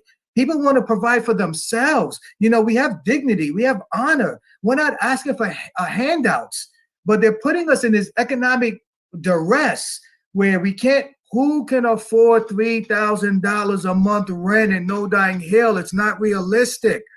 And we continue to give these tax breaks to wealthy people that don't need it. It's not warranted. Look at our schools. Every time I turn around, they take an old school that's abandoned or a school that's no longer in use and they convert it into an apartment building. I mean, it's all over the city. It's not unique. I mean, I can't believe, and I say to myself, we can't even build a new school, and we're converting old schools into apartment buildings. That makes you think, what is going on with that we could afford to build apartment buildings, but we can't afford to build schools? And then we build 30-story high-rises where we overpopulate the communities that lead to more pollution, that leads to more traffic, that leads to just, it's incredible that they've been getting away with this for so long. And now there comes a point in time where I believe in my heart that the community has finally said, enough is enough. We need to focus on stopping this. What do we have to do? And I think that me getting beat up, because getting into politics is not easy, but I'm tenacious. I never left my community. I've never turned my back on my community. I've never left my community. I've stayed there no matter what has happened. And I think people respect that. They appreciate that. And when they look for their elected officials, I believe that they want somebody, win or lose, they're going to stay in there for the fight to the very end. And that's what I represent. You're definitely a fighter. You always mention that you're from the Bronx. I'm a fighter from the Bronx, right? You know, Bronx people are aggressive. My wife is very aggressive now from working in the Bronx, 13 years.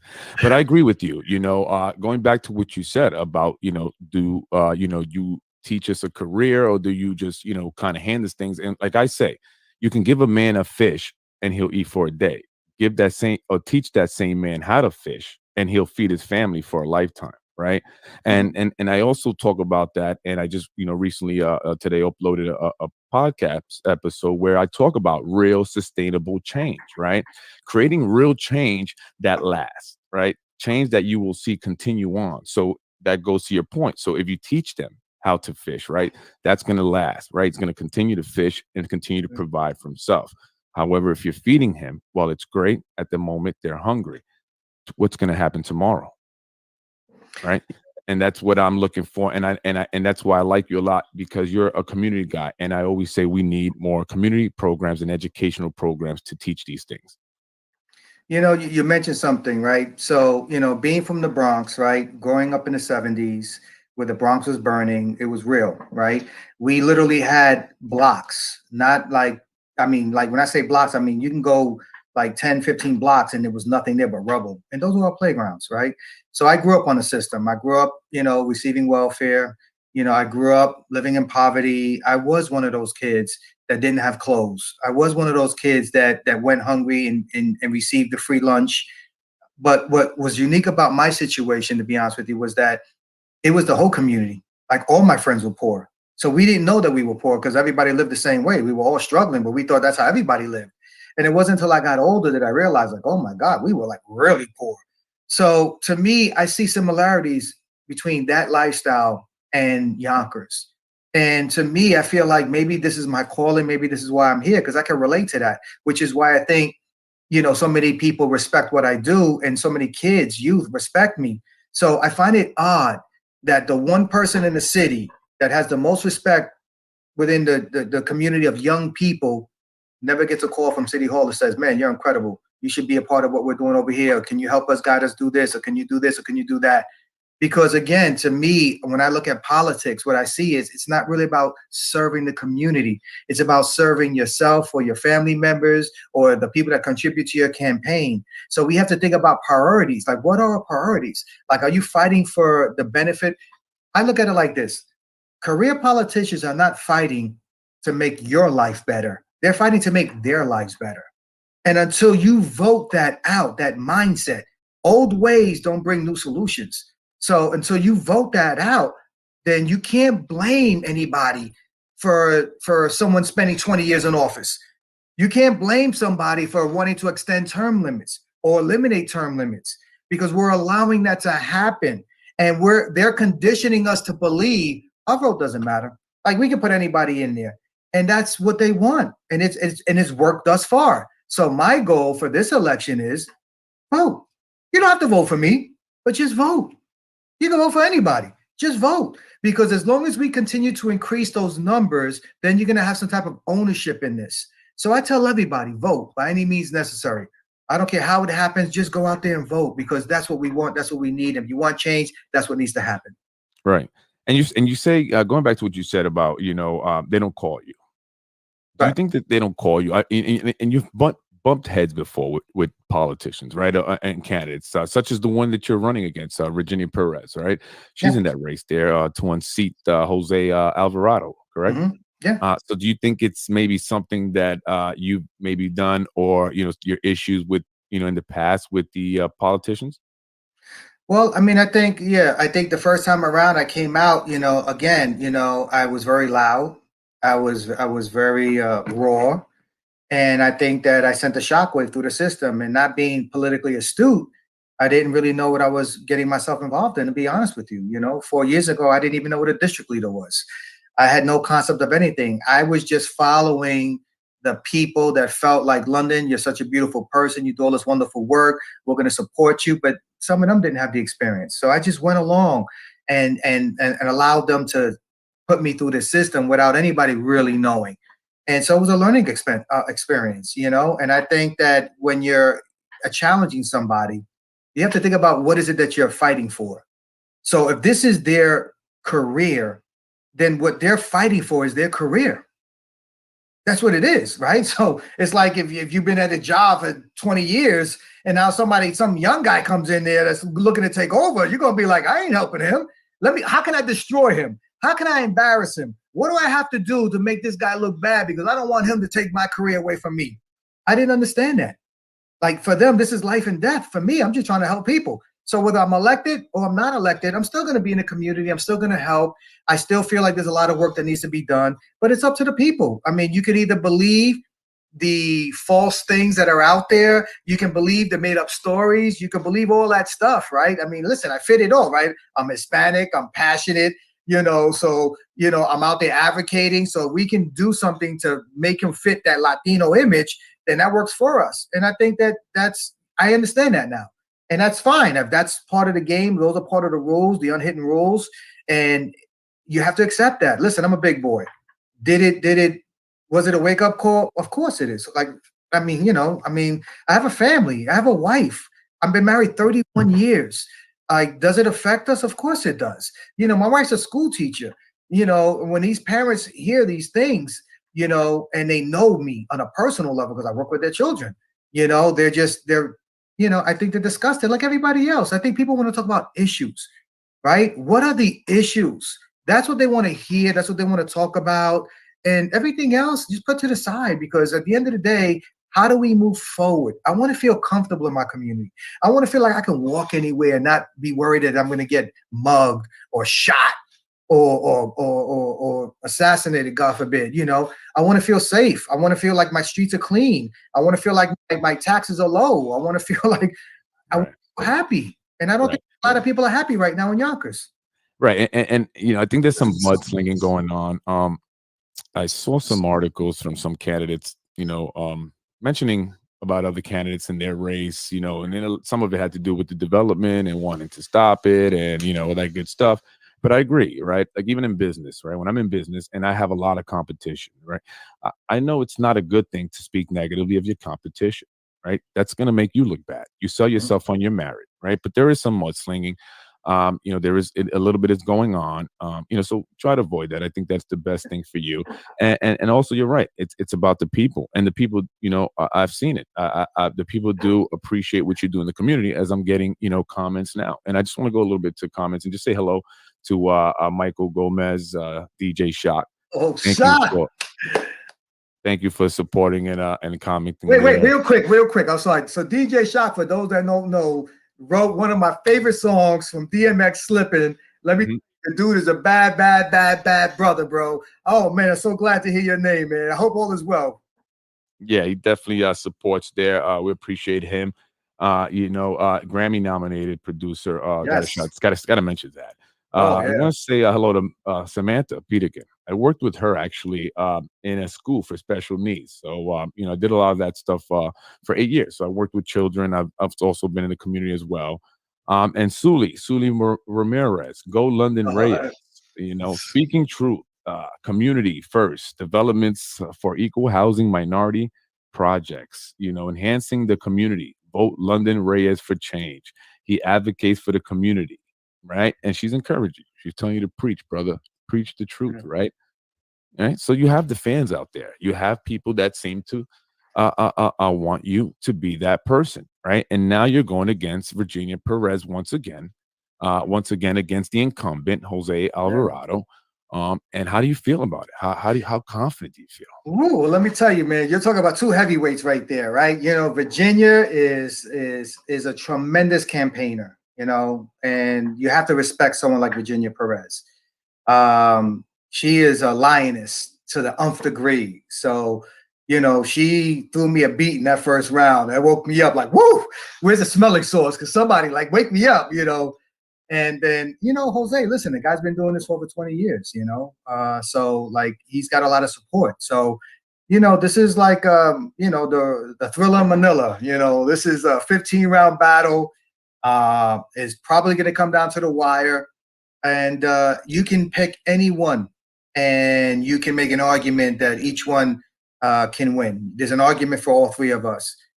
For me, like I said, I feel like my campaign is really about values and who has the values to represent you in the 17th district. And during crucial times, you need a leader that you could depend on, not a part-time worker. So I know that this position is considered part-time, but it's not part-time. When you're out there trying to save lives, when you're out there trying to make a difference, when you're out there, you know, I tell all my kids, if you're not trying to make history, then you're not really trying. So anybody that says that this is a part-time job, how do you vote for them? This is a full-time job. There's no question about it. Yeah, absolutely. I would imagine it's more than a full-time job, right? I think you have a lot of overtime in this job, you know, on weekends and things of that nature. Yeah, but definitely. Now, I just want to talk about the Hispanic community, right? Being a Hispanic. What is it that you think or believe the Hispanic community needs that's not, you know, needs that is not, you know, being served? You know, what needs are me being Hispanic also, you know, what needs are not being met for the Hispanic community? And how do you plan on fighting for that particular group being a Hispanic?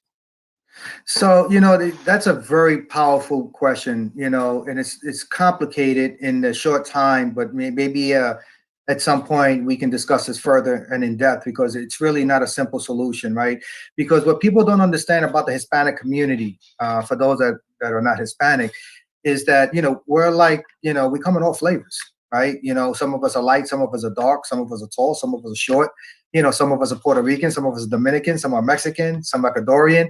And, you know, depending on where you come from, right? Ultimately, yeah, we all may speak Spanish, you know, and we all may be Hispanic, but the culture is a little bit different, you know. So, you know, Puerto Ricans, Dominicans, and Cubans, you know, come from the Caribbean islands, are a little bit different than those from South America, Central America. So it's no, you know, silver bullet that you can sit there. But what I like to say is that for me, in my experience, you know, I don't really see Latin bonding the way it should be. Dr. Fred Hernandez and I, back when we did the SOS rallies, you know, he approached me and he was shocked that we were able to have such a huge turnout. And he basically said that we don't know who you are, where you came from, but bro, if you can do this with no help, you know, we need to start working together. And then we formed the Hispanic Coalition. And that's how I got to meet a lot of the prominent Hispanic leaders. I didn't really know a lot of them back then. And my critique to them, which back then might have been a criticism, was basically like, what happened to that generation that was supposed to pass that knowledge down to people like me? What happened to them? Like somehow we skipped a step here. And so when I came into the picture, I felt like, well, where do I go? I don't really see like, you know, a mentor or anything like that. So I want to be a mentor for the Hispanic community, and not just for the Hispanic community, but I want to help everybody. And I just feel like we're all distant in some way, right? And I'm sure it's like that in the African American community with Jamaicans and Haitians and African Americans. And, you know, so everyone has their, you know, biases a little bit here and there. It's how do we implement programs and services that bring people together? And I think that me growing up and in a hip hop era where we were those kids on an island of misfit toys where nobody understood us, nobody respected us, we had to go out there and battle. whether you were an MC or a DJ, or me, in my case, I was a breaker, so we used to dance. We had to earn our respect in the circle. And again, that's actions. Those are not words. So it's the same thing when I came to Yonkers. I felt like action is what's going to gain me respect. Action is what's going to determine results. And, I don't think people know this, but we've had probably over 300 kids receive scholarships. Like just going through our programs and taking advantage of our services, and a couple of them receive full scholarships, like Division I scholarships, for all different reasons. So to me, it's really about the work. It's not about the titles. It's not about the name calling. It's about, can you put the work in there? Again, this is a full-time job. If you're working 9 to 5, do you think that the county is having meetings at 7 o'clock at night? Of course not. So how are you able to function? I don't, and then we wonder why we're having all of these issues, because we don't have somebody there representing us. And that's what I'm looking to do, represent us. Right. And, looking up at the statistics, right? Yonkers is made up of about 38% Hispanic, right? That's a pretty big number. Yeah. That's a pretty big number. Listen, Freddie, some might argue it's higher. Yeah, and I would, and you don't see that same representation within the Yonkers government, right? I wouldn't say the 38% of the government is Hispanic, right? So I definitely would like to see that more Hispanic, political leaders, seeing that we have such a big, population size here in the city. Yeah, and like you said, we're from all over, right? All of Latin America, Central America. The Caribbean, sometimes we don't get along. We're like family, right? We're like family where we don't get along, but we should come together when someone else is going to mess with us, right? So that's how we usually do, the Hispanics, So, but definitely, I think that community, our community, definitely needs to be, paid attention to. Yeah. Paid attention to. I think we're coming.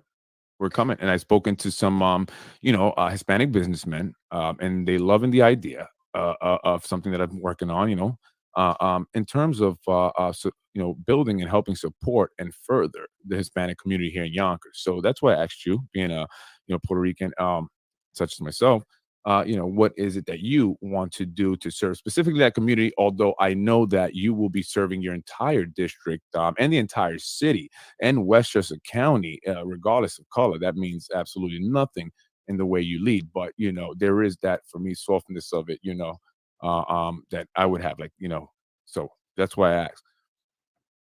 Well, I mean, again, to me, I made this speech when I ran last time.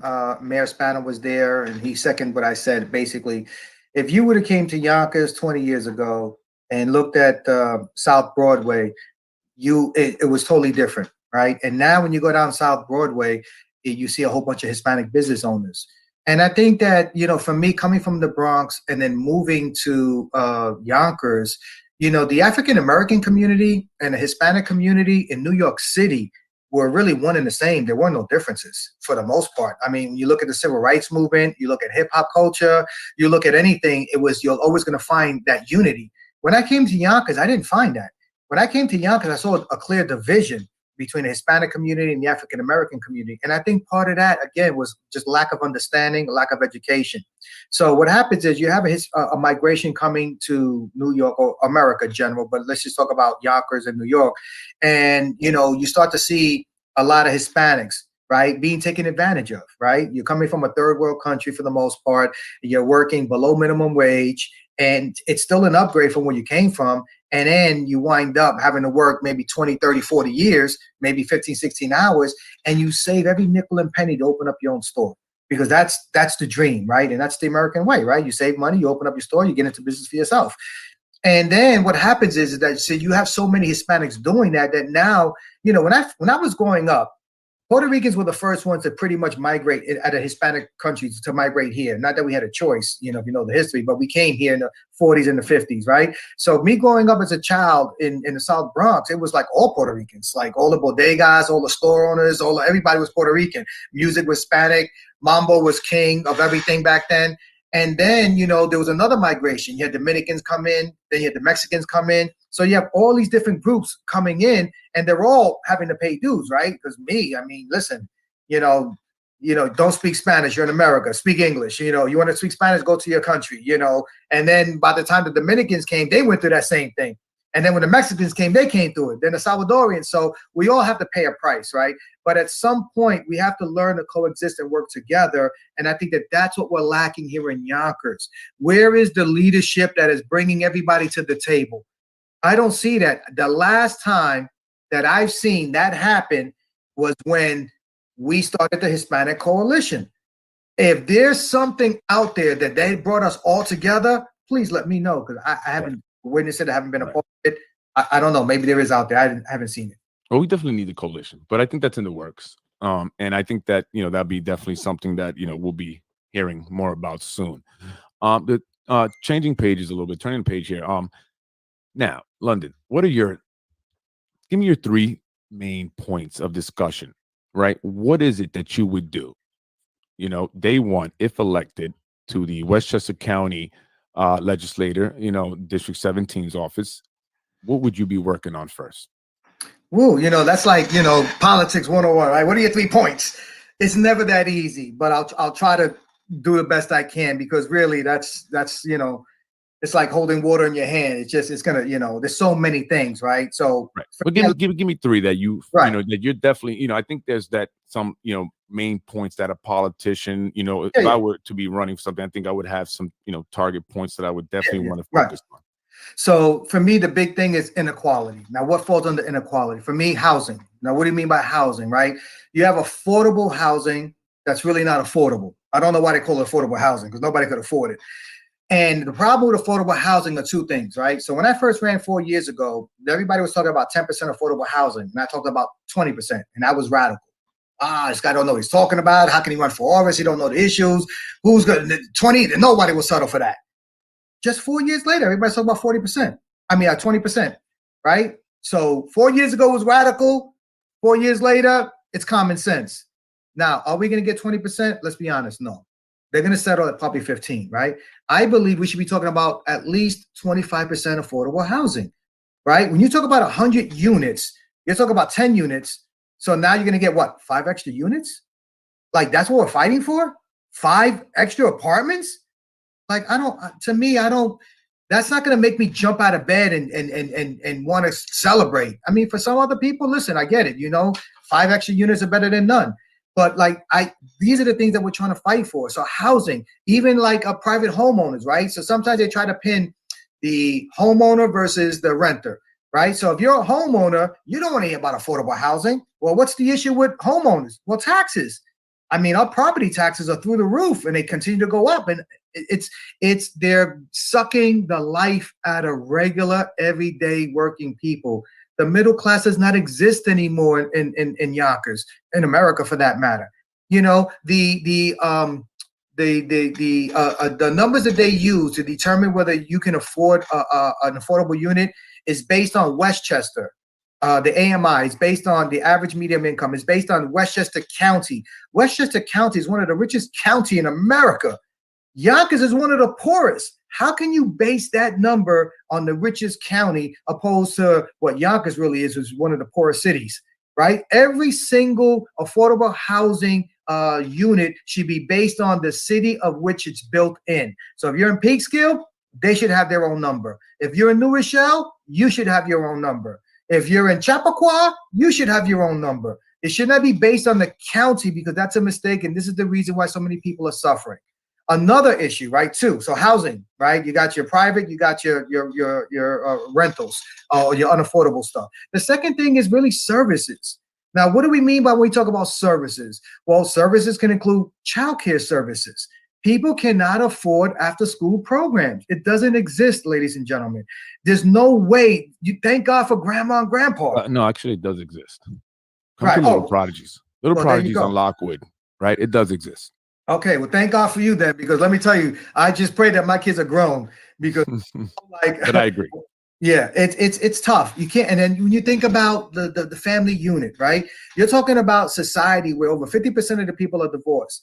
Thank God I've been with my wife 31 years. I met her in college. I was just a young buck, and we've been together ever since. So we're rare. You've been together for I don't know how long. I think you met your wife back in high school as well, or college, but I know that you've been there for a while. So we need to promote those things, right? But realistically, they don't exist, you know, when you look at numbers wise, right? So most of these families are being raised in a single family environment, and these mothers cannot afford to put their children in after school program and work 2 jobs. It doesn't exist. We need healthcare services. While we're closing down clinics, you know, like I just can't understand. Like we need to invest.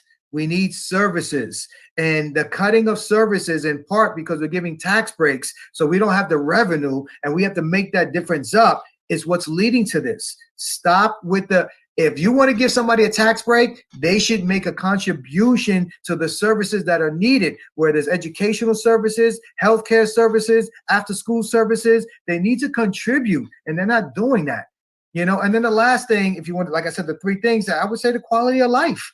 You know, I think crime, and I think the way that our streets and the potholes and the traffic and the flood mitigation, I mean, it's overwhelming. We're just, you know, I feel like we're a bunch of sardines, you know, all crammed up. It takes us 2 hours to get from one block to the other, in part because we're overdeveloping with these 50-story high rises. Again, given these tax breaks, we're not spending our money wisely. You know, we're just not. I mean, I see my opponent bragging about, I've allocated $10 million for a park. You know, promises made, promises kept. And I'm saying to myself, didn't Trump use that line? I could have sworn I heard that somewhere. Yeah, he did use that line. Okay, so maybe he's taking his talking points from Donald Trump. I don't know. All I know is this: in the middle of a pandemic, where people are standing 2 hours to get food, where the disbursement of these shots are not equally dispersed, with all these things going on, people standing in line for book bags to go to school, for clothes, you couldn't spend that $10 million on that? Like, I don't know. Like, listen, we all want parks, don't get me wrong. But if we are going to talk about parks, then should we talk about parks like in Notting Hill that don't have them? Or how about the park that's behind Leaky Watts, where they started construction and they just abandoned it? And it's just literally like this. You still see the cranes there. It's been like that. It's all rusted out. Yeah. Like, so it's about priorities. It's not about trying to satisfy your supporters or your donors. You serve the whole 17th district. And if you want to talk about priorities, then do the right thing and help everybody, not just the chosen few. And that's been my fight. And I don't mean to come down, and I apologize in advance if people feel that way, but there's a lot of pain out there. You know, I had a meeting, not a meeting, we had a Democratic, like, meet the candidates night out. And, you know, I told them what separates me from my opponents, and to be honest with you, I think everybody, except for maybe one, is that I'm the only one that supported Jamal Bowman and worked on his campaign. I don't think there's anybody else that did that. I could be wrong, but I don't think so. If I'm wrong, please correct me. But I supported him, and I was on his campaign, and everybody else went with the establishment, and that was Elliot Engel. So we need to change. Listen, he's a legend. Elliot Engel is a legend. He's been in the office over 30 years. He did it, but we need change. Well, I actually, really quick, I've been in contact with Mr. Bowman, and I'm hoping that his people will reach out to me and schedule a time to come on the show. So now that you mention him, I look forward to that. Look out for that. But I agree, quality of life. And like you said, the services, right? But that all goes with quality of life, right? So if you remove the mental health services, if you remove the homelessness services, you're going to disrupt the quality of life. Absolutely. Right? It seems like people can't get away from Getty Square, right? They shut down the sharing community. Did they not? Yeah, absolutely. But it seems like people still come there to congregate because that's where they last left off, because they were not placed anywhere else. Right. So I drive by there and I get my breakfast at Paxos every morning. And, it's just sad to see people sleeping on the floor right there in Getty Square.